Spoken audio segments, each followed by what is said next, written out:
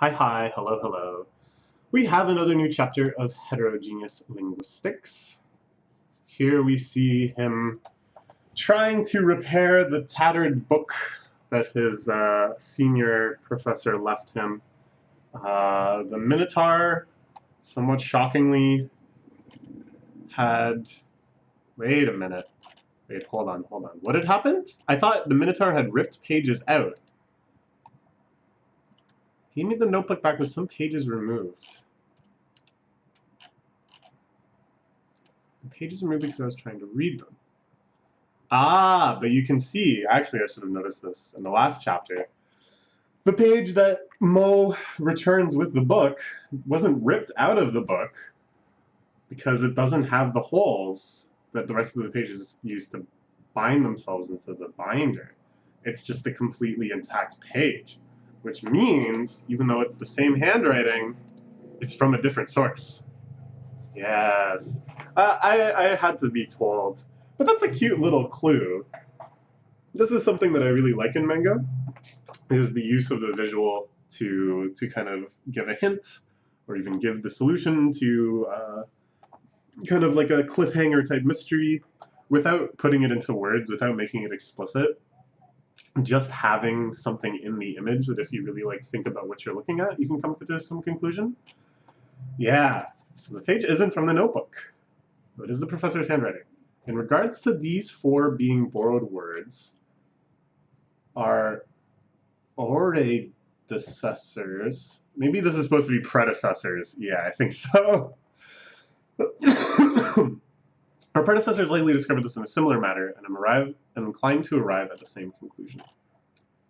So this is the entirety of the page, I guess. And Mo... No. At any rate, it has some connection to the professor. I'm going to talk to him more about all of this. See, this is kind of like a theme that I think is pretty funny. I'm not sure if it's ever really going to come to any sort of head, but occasionally it'll be clear that he's like a little inadequately prepared. Like, he probably should have had a much longer and more in-depth conversation with his professor before he set off. Like the fact that the professor has a daughter that, of course, has ended up coming with him. That's just like something that he may have wanted to mention. I guess the idea was this guy should just kind of start off on his own and learn everything fresh so that he's not biased by anything besides like the most basic basics, which seems to be going pretty well. But he gets into these situations where it's like, oh, this is just something I could have asked him if I thought about it. Anyways, she's all worked up. Suzuku, or whatever, the amazing people are returning. Who we talked to yesterday.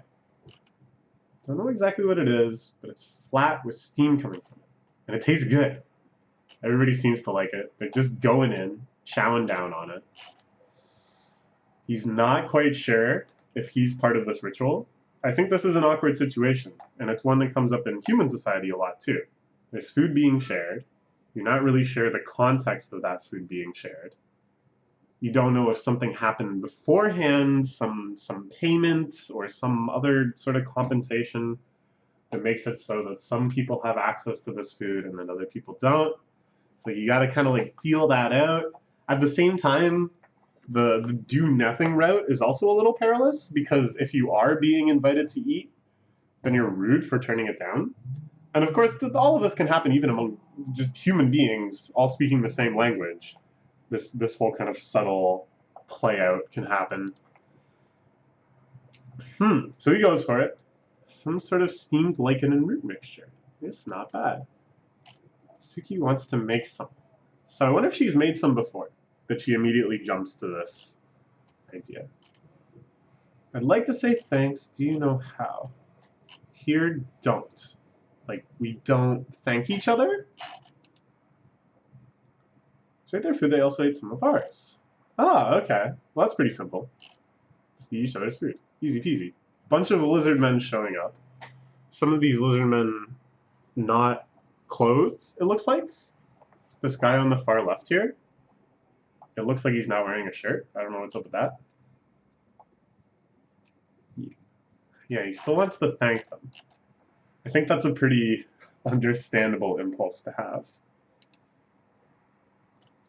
Tell me where you're going.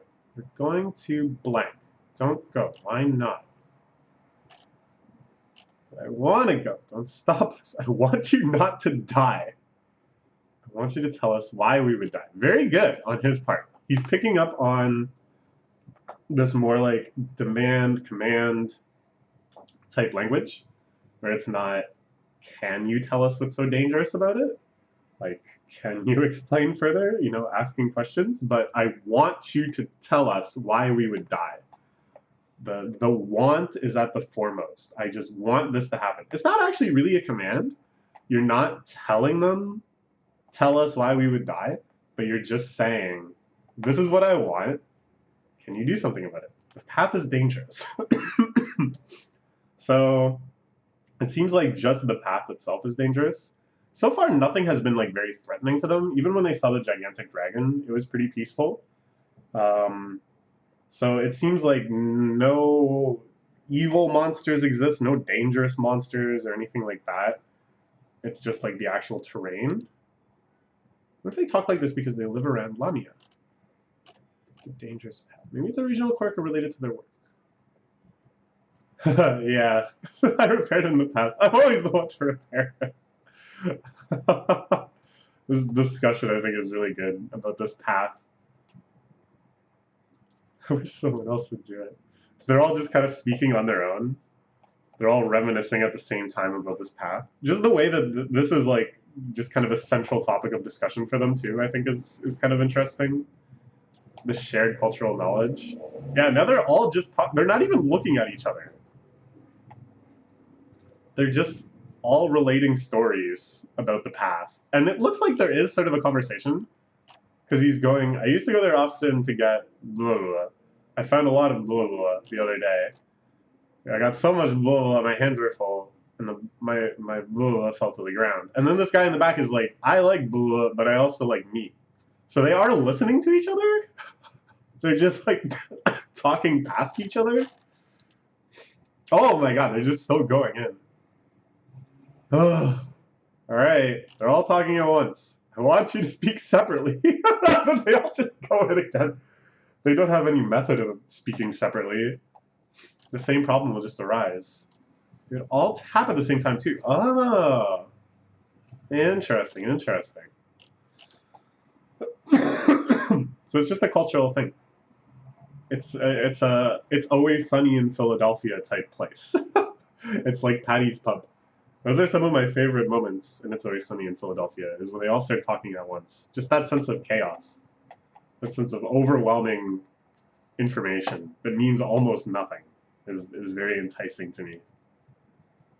Happens often, this place like that. I mean, specifically. They're repeating themselves. Yeah, they're telling the same story over and over again. This guy that repairs stuff, the guy that got all the So why are they're just saying it over and over again? Because everyone is talking.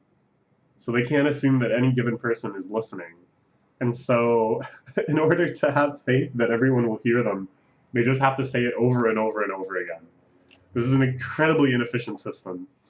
They don't seem to be talking to anyone specifically. They pause briefly and then start over again. This is so weird. This is so interesting. It's like, this reminds me a lot of my favorite episodes of Star Trek, especially Star Trek The Next Generation, where they go to the alien planet and there's like a puzzle around how they communicate. The one that comes to mind actually right now is one from Voyager, where what is it? There's like a species that's only talking in like metaphors. They're only talking in like literary type terms and stuff. Something like this. Oh man, I'm pretty sure that's a Voyager episode, because the Vulcan guy goes down and he like can't get his head around it.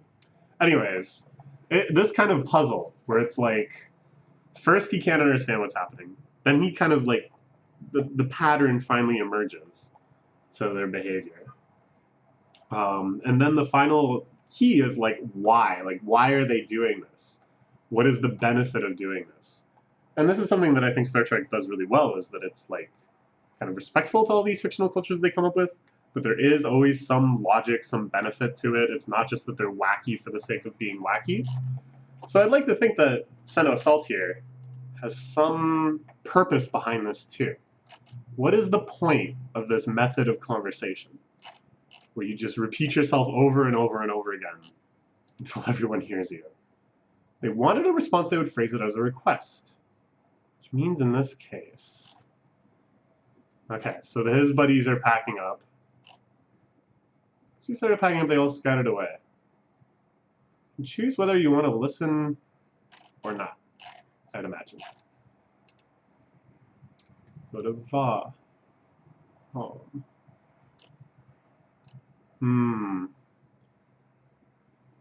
Okay, so they're trying to figure out where to go. I'd like to go too. Oh, Sensei. So cute. And there's a split. Yameta Hoga Ikitai. Will they go or not? Also, this page I'm curious about, so I'd like to go to Mo's village. Yeah, so I feel like, because Mo is also somewhat of a scholar, he had this page from the professor. Going to Mo's village would probably be very fruitful. There's probably a lot to learn there. But this is the path that's dangerous. So, I don't know, we could be in for some adventure here. I'm disappointed that we never really figured out this mystery of what the heck, why they talk like this. Why they just babble on to themselves as a means of conversation. I don't know if we're going to return to it. I don't know if it's just like a mystery forever now. Let's look at the road, then decide.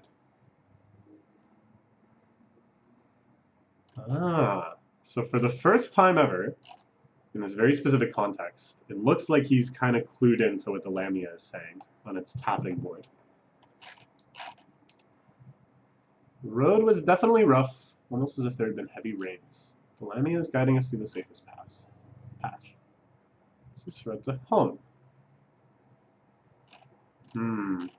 So yeah, they just wanted to go check it out. Ooh, that's not good. This is the bridge that guy kept talking about repairing, I think.